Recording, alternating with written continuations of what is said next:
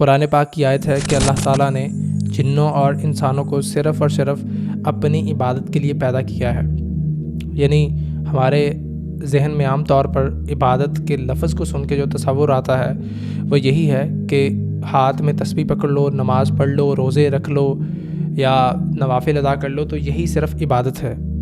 تو اگر تو یہ عبادت ہے، یعنی یہی صرف عبادت ہے، تو کوئی بھی انسان پھر جو ہے اس مقصد کو پورا نہیں کر رہا. یعنی اللہ تعالیٰ نے عبادت کے لیے پیدا کیا ہے نا انسان کو، تو کوئی بھی انسان وہ مقصد پورا نہیں کر رہا.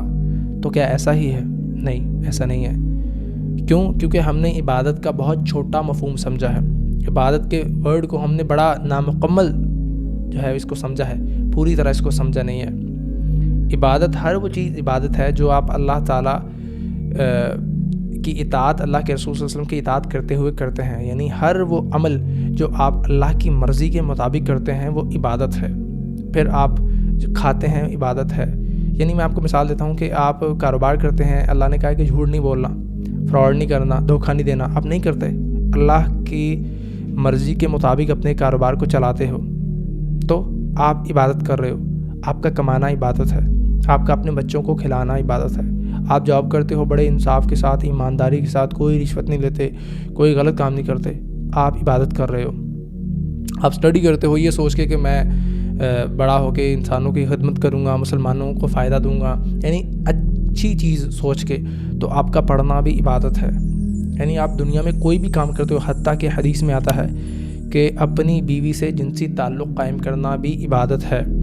ساری چیزیں صحابہ نے سن لیں، کہا کہ یا رسول اللہ یہ بھی عبادت ہے، یہ تو پیور اینیمل انسٹنکٹ ہے، یعنی حیوانی جذبہ ہے.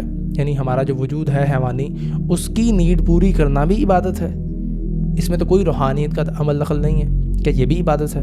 تو اللہ کے نبی علیہ السلام نے فرمایا کہ اگر یہی خواہش تم کسی ایسی عورت سے پوری کرو جو تمہارے نقاب میں نہیں ہے تو اللہ تعالیٰ گناہ نہیں دے گا آپ کو. تو ان کا یا رسول اللہ گناہ تو ملے گا.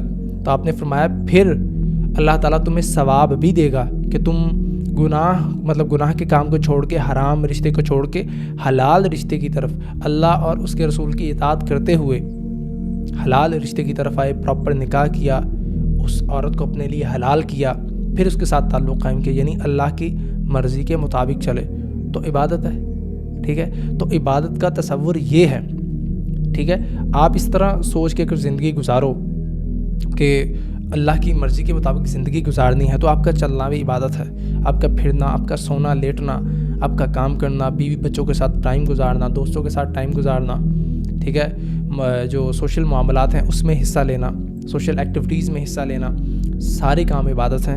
اگر آپ اللہ تعالیٰ کی مرضی کے مطابق اپنی زندگی گزارتے ہو تو عبادت کا اصل مفہوم یہ ہے.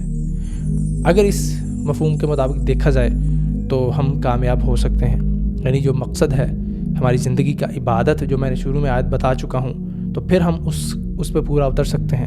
اگر یہ تسبیح روزہ نمازی لے کے ہم بیٹھ جائیں کہ صرف یہی عبادت ہے تو پھر تو کوئی بھی پورا دن یہ نہیں کر سکتا. ہمیں کمانا بھی ہوتا ہے، ہمیں اپنے تعلقات بھی دیکھنے ہوتے ہیں، ہمیں ہر کام دیکھنا ہوتا ہے، اپنے ایجوکیشن دیکھنی ہوتی ہے، اپنے بچوں کو دیکھنا ہوتا ہے، بیوی، یعنی ہر کام دیکھنا ہوتا ہے. تو ہر کام میں آپ اللہ کی مرضی کے مطابق چلو تو ہر کام ہی عبادت بن جائے گا. تو یہ کانسیپٹ ہے عبادت کا اسلام میں. ٹھیک ہے، تو ہم اس پہ پورا اتر سکتے ہیں اگر زندگی کے ہر معاملات میں اللہ کے مطابق اپنی زندگی گزاریں. ٹھیک ہے.